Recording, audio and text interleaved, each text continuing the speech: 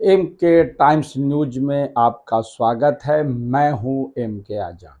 आज हम बात करेंगे गुजरात में 40,000 महिलाओं के गायब होने के संबंध में कितनी सच्चाई है इस ये मामले, और गुजरात की सरकार के इस मामले पे क्या कहने हैं, और गुजरात की पुलिस इस मामले में क्या कहती है। राष्ट्रीय अपराध रिकॉर्ड इस मामले पे क्या कहते हैं। निश्चित तौर पर आज इसी को लेकर पूरे भारत में एक हंगामा समझ गया है, क्योंकि शुरुआत होती है द केरला स्टोरी को मामले को लेकर, जिसको गुजरात के जो है कि जो 40,000 महिलाओं के गायब होने के संबंध में विरोधियों के द्वारा किए जा रहे हैं बयानबाजी को लेकर है। अभी कर्नाटक में भारत के प्रधानमंत्री ने द केरला स्टोरी के बारे में जो जानकारी दी, उसके बाद पूरे विपक्ष के सारे लोग आंकड़े जुटाने में जुट गए। इस पर काउंटर हमला करने के लिए तरह तरह के चीजों की खोजना शुरुआत की। तो इसी संदर्भ में विपक्षियों का ये प्रहार करना कि गुजरात में 40,000 से ज्यादा महिलाएं पिछले 5 वर्षों में वहां से गायब हुई है। जी हाँ, पिछले 5 वर्षों से। ये आंकड़ा कोई एक साल का नहीं है। 2016 में 7,100 कुछ के गायब होने के बाद ये आंकड़े लगातार साल दर साल बढ़ते चले गए। इसको लेकर पूरे विधानसभा में पहले भी हंगामा हो चुका है। 2021 में सरकार ने बड़ोदरा और अहमदाबाद में करीब 4722 महिलाओं के गायब होने के बारे में जानकारी दी थी। इस मामले पे गुजरात विधानसभा में कई बार मामले आ चुके हैं और हंगामा मच चुका है। लेकिन आज जिस हिसाब से केरला स्टोरी को लेकर मामले आ रहे हैं, उसका हिसाब को लगाया जाए तो ये बात आज जो है राजनीतिक गलियारों में चर्चा का विषय है। चलिए हम आगे बढ़ते हैं। राष्ट्रीय अपराध रिकॉर्ड्स के मुताबिक करीब 41,621 महिलाएं पिछले 5 वर्षों से गायब हुई हैं। ये उनका आधिकारिक न्यूज है, आधिकारिक बयान है। उसके बाद जो हंगामा मचा, आप पार्टी के रेशमा पटेल जी इस मामले पर लगातार प्रहार कर रही है। वो कहते हैं कि पिछले 27 साल से भारतीय जनता पार्टी का गुजरात में शासन है और इतने बड़े पैमाने पर महिलाओं और लड़कियों का गायब होना निश्चित तौर पर चिंता का सबब है, क्योंकि प्रधानमंत्री जी और गृह मंत्री जी का ये गृह राज्य है और डबल इंजन की सरकारें हैं। उसके बाद इतनी महिलाओं का गायब हो जाना निश्चित तौर पर चिंता का सबब है।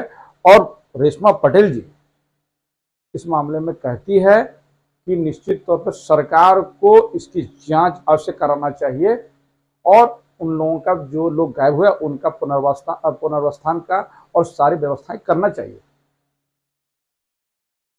तो ये सब मामले राजनीतिक गलियारों में है। कांग्रेस पार्टी लगातार इस मामले पर प्रहार कर रही है। कांग्रेस पार्टी के भी प्रदेश इकाई ने बड़े बड़े मामले इस मामले पे उजागर करने के लिए सरकार पर दबाव तक बनाया है। तो इस बीच में जब ये आंकड़े पर बात होने लगी, एकाएक गुजरात की पुलिस ट्विटर पर आई और लगातार एक के बाद एक ट्वीट करना शुरू कर दी।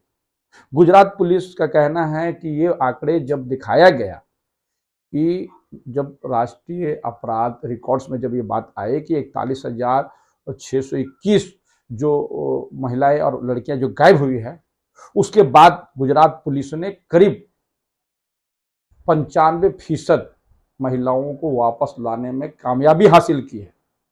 ये बात गुजरात पुलिस का कहना है।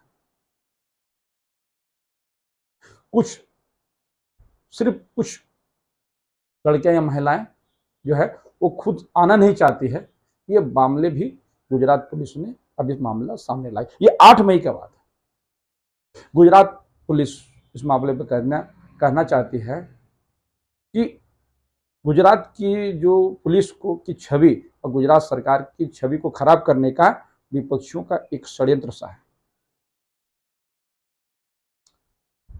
इस मामले पे ये जो 41,621 जो महिलाएं लड़के जो गायब हुए, इस मामले को लेकर गुजरात के पूर्व आईपीएस और राज्य का जो ये है मानवाधिकार आयोग है, उसके सदस्य सुधीर सिन्हा जी इस मामले पर कुछ आगे चढ़कर बेबाक अंदाज में कहते हैं।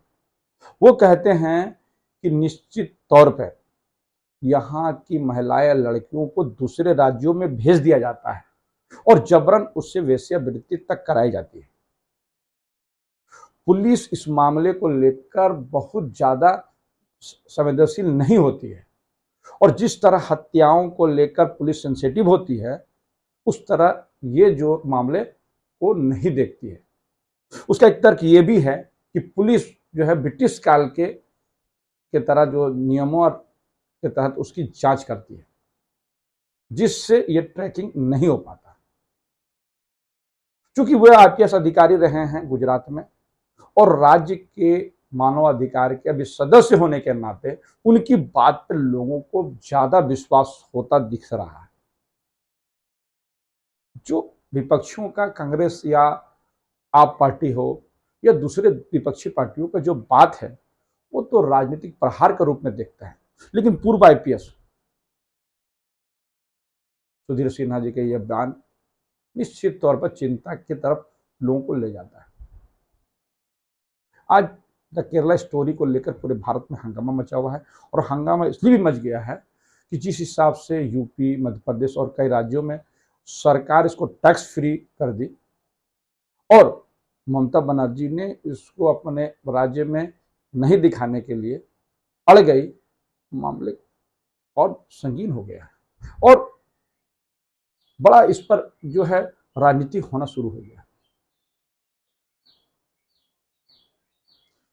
द इंडियन एक्सप्रेस में सुधीर सिन्हा को लेकर एक रिपोर्ट छापा गया। इसी रिपोर्ट में सुधीर सिन्हा ने इस मामले को लाया कि बड़े पैमाने पे जो है गुजरात की महिलाओं को और उसकी लड़कियों को बाहर भेज दिया जाता है और उसको जबरन वेश्यावृत्ति करा दी। द इंडियन एक्सप्रेस ने इस न्यूज को छापा भी। आज सरकार इसको डिफेंड करने पे लगी हुई। ये बात पूरी तरह समझ जाना चाहिए कि चुनाव में जिस तरह पश्चिम बंगाल में भारतीय जनता पार्टी के दिग्गजों ने चुनाव में प्रचार में ये बात कही कि यदि ममता बनर्जी चुनाव जीतेगी तो पश्चिम बंगाल मिनी पाकिस्तान बन जाएगा। पंजाब में चुनाव के प्रचार में भारतीय जनता पार्टी के दिग्गजों ने कहा कि यदि आप पार्टी की सरकार वहां पर आ गई तो वहां पर खालिस्तानियों का कब्जा हो जाएगा। ये सारे बात चुनाव के प्रचार में बोले जाते हैं और कर्नाटक में जिस हिसाब से भारतीय जनता पार्टी के कद्दावर लीडर और सबसे मजबूत लीडर प्रधानमंत्री मोदी जी ने केरला स्टोरी को लेकर जो खुलासे किए और उसको बात रखी, निश्चित तौर पर कांग्रेस पार्टी इस मामले पर पूरा जो है प्रहार करने पे पीछे नहीं हट रही है, सरकार पर प्रहार कर रही है। बहरहाल जो भी है, गुजरात पुलिस का ये कहना है कि जो भी मामले हमने ट्रैक किया, यानी 95% ट्रैक किए, उसमें कहीं भी ये मामले नहीं आए कि इन लोगों को कोई वेश्यावृत्ति कराया जाता है। गुजरात पुलिस का कहना है कि मैंने जितने लोगों को ट्रैक किया है वो सारे लोग अपने परिवार के साथ में अभी हैं। अब कुछ लोग परिवार के संपर्क के साथ में अपनी बातों को रखे हैं और कहीं भी इस तरह के मामले नहीं आ रहे।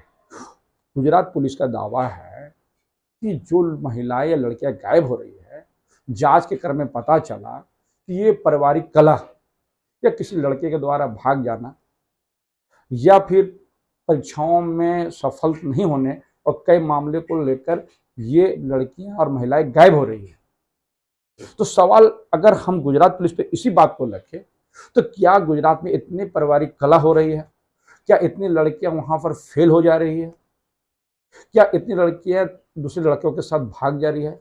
इस तरह के बात कहना गुजरात पुलिस को खुद संदेह के घेरे में ला रही है। ये तो जांच का विषय है कि गुजरात पुलिस के द्वारा जो आंकड़े दिए जा रहे हैं और राष्ट्रीय अपराध रिकॉर्ड्स के जो आंकड़े हैं और जो आईपीएस के द्वारा, पूर्व आईपीएस के द्वारा जो बात सुधीर सिन्हा के बारे में जो कही जा रही है और विपक्षी पार्टियों के द्वारा अलग अलग बात इस मामले पर लाई जा रही है, ये सब जांच का विषय है और आपको तय करना है कि इस मामले को आप कैसे देखते हैं।